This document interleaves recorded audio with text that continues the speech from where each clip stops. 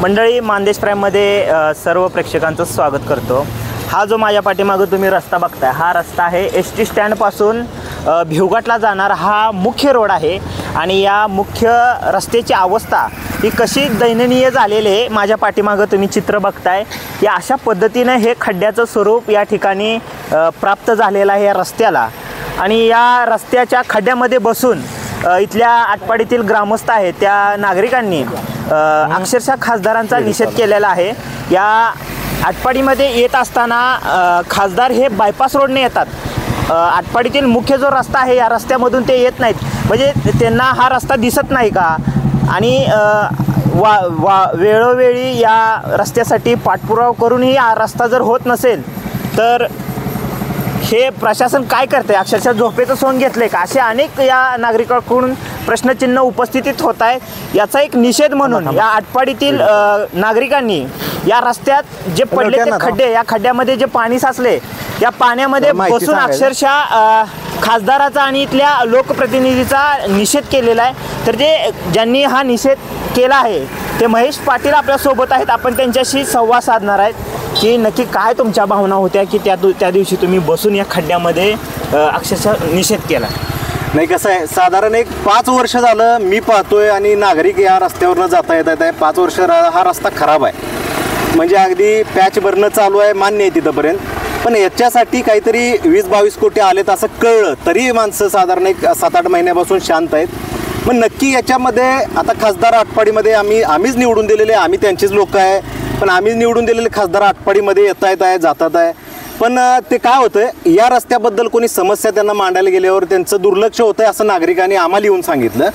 मग आम्ही डायरेक्ट त्यांना फोन केला, ते डायरेक्ट हायवेनं जातात, काही ठिकाणी उद्घाटन करतात। आमचा मुद्दा काय आहे की हा जो रस्ता आहे साधारण 5 वर्षापासून या रस्त्यावरनं या शहरामध्ये मुख्य रस्ता जाणारा हा रस्ता आहे। या शहरामध्ये पेशंट जातात आहे, या शहरामध्ये शेतकरी जातात आहे, दूध घालायला लोक जातात आहे, म्हणजे पेशंट आहेत, शेतकरी आहेत, वेगवेगळ्या प्रकारचे व्यावसायिक आहेत, प्रोफेशनल्स आहेत, अशा अनेक लोक या रस्त्यानं जातात आहे। आणि उद्देश हा आहे की हा रस्ता लवकरात लवकर झाला पाहिजे आणि हा रस्ता का होत नाही याच्याबद्दल स्पष्टीकरण आपल्याला मिळत नाही। मग संबंधित अधिकारी असतील किंवा प्रशासन असेल किंवा इथले नेते असतील, ज्या लोकांनी प्रयत्न केला आहे फंड आणण्यासाठी, त्यांना अडचण काय येते? या लोकांची इथली समस्या जी आहे की नाही ती अगदी गंभीर समस्या आहे। म्हणजे विनंती किती वेळा करायची लोकांनी आणि लोकांनी किती वेळा या बाजू मांडायच्या? ह्या रस्ता 15 दिवसाच्या चालूच झाला पाहिजे।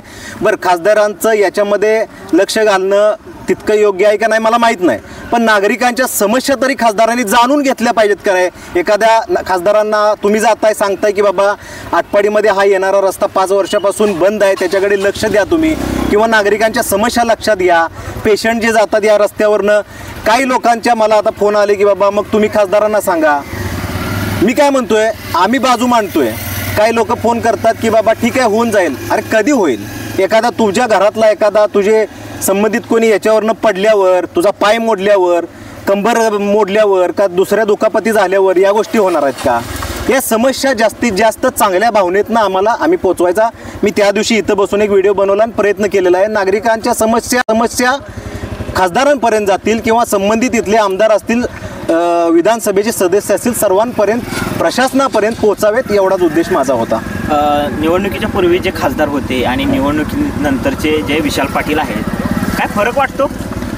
फरक बघा, आता कसं आहे, आम्ही विशाल पाटलांबरोबर काही काळ फिरलेलो आहे, राहिलेलो आहे, त्यांचं काम केलेलं आहे, तर मी त्यांची बाजू जास्त ओढून घेणार नाही। तिथं जे चुकतात तिथं ते चुकतात। काही चुका संजय पाटलांनी केलेल्या आहेत, त्यामुळे यांना निवडून दिलं लोकांनी, आणि परत जर त्या चुका विशाल पाटील करत असतील तर ते चुकीचं होणार आहे ना। आता संजय पाटलांच्या काही चुका, मी त्यांच्या एवढ्या क्लोज कधी गेलेलो नाही, पण चुका झाल्या म्हणून तर लोकांनी विशाल पाटलांना निवडून दिलं। मग विशाल पाटील जर त्याच चुका परत करत असतील तर मग जनतेनं काय करायचं? कुणाजवळ प्रश्न मांडायच्या, त्यांच्या समस्या कुणाजवळ मांडायच्या? जरी हा रस्ता त्यांच्या ह्याच्यात येत नसेल किंवा आता हा त्यांचा मतदारसंघ आहे, मतदारांच्या समस्या तर त्यांनी जाणून घ्यावा, एवढा माझा उद्देश होता। प्रश्न ऐकून घेतले पाहिजेलच। त्यासोबत त्यांनी आटपाडीमध्ये एक विधान केले की आम्हाला ज्यांनी मदत केल्या त्यांना आम्ही पाठीशी घालू, त्यांना मदत करू। पण खरं अक्षरशः ही जी निवडणूक झाली सांगली लोकसभेची, या लोकसभेमध्ये पक्ष पार्टी न बघता एका अपक्षाला मदत केली. आणखी विशाल पाटलाच्या तोंडून विधान आलं की आम्ही सुहास बाबरांच्या पाठीमागे ठामपणे उभं राहू. याबद्दल काय सांगाल? तुम्हाला खरं सांगू का, हा वैयक्तिक त्यांचा निर्णय असू शकतो, परंतु विशाल पाटलांचं वातावरण तयार करण्यामध्ये मागच्या काही महिन्यापासून अनेक लोक प्रयत्न करत होते, अनेक काँग्रेसची लोक प्रयत्न करत होते आणि काँग्रेसच्या लोकांनी वातावरण तयार केलं. अनेक त्यांच्या चुका होत्या, मान्य होत्या, अनेक लोकांनी त्यांचं वातावरण तयार केलं आणि परत काही लोक हळूहळू त्यांना जोडली गेली आणि त्यानंतर परत त्यांचं वातावरण तयार झालं. आणि त्यामध्ये तुम्हाला खरं सांगू का, ते अपक्ष असल्यामुळं अगदी तळागाळातल्या व्यक्तींपासून, छोट्या मोठ्या व्यक्तींपासून, शेतकऱ्यांपासून, कामगारांपासून अगदी सर्व पक्षातल्या लोकांनी त्यांना मदत केली. आणि त्यांनी असं डायरेक्ट विधान करणं तसं चुकीचंच आहे. तो निर्णय त्यांना घ्यायचा होता तर काही काळ जाऊ देऊन वातावरण तयार करून लोकांना विचारून काँग्रेसच्या लोकांची मतं घेऊन त्यांनी हा निर्णय द्यायला पाहिजे होता, पण ते तसं त्यांनी चुकीचंच बोललेले आहेत. तर हे होते इंजिनियर महेश पाटील की ज्यांच्या कानी या आटपाडीतील हा जो रस्ता आहे, या रस्त्याबद्दल नागरिक वेळोवेळी यांच्या कानी हे प्रश्न मांडत होते आणि यांनी खासदारांपर्यंत या रस्त्याबद्दल हा रस्ता लवकरात लवकर व्हावा यासाठी तुम्ही विशेष असे प्रयत्न करावेत असं त्यांनी खासदारांपर्यंत गाऱ्हाण मांडलं. परंतु त्यांनी गाऱ्हाण मांडलं, या गाऱ्हाणाला खासदारांनी दुजोरा दिलेला आहे, अक्षरशः त्यांना म्हणजे नाकारलेला आहे.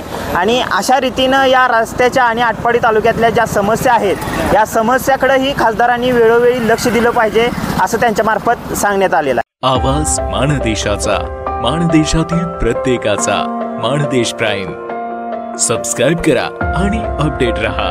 नवीन व्हिडिओच्या नोटिफिकेशनसाठी बेल आयकॉनचं बटन दाबा. धन्यवाद.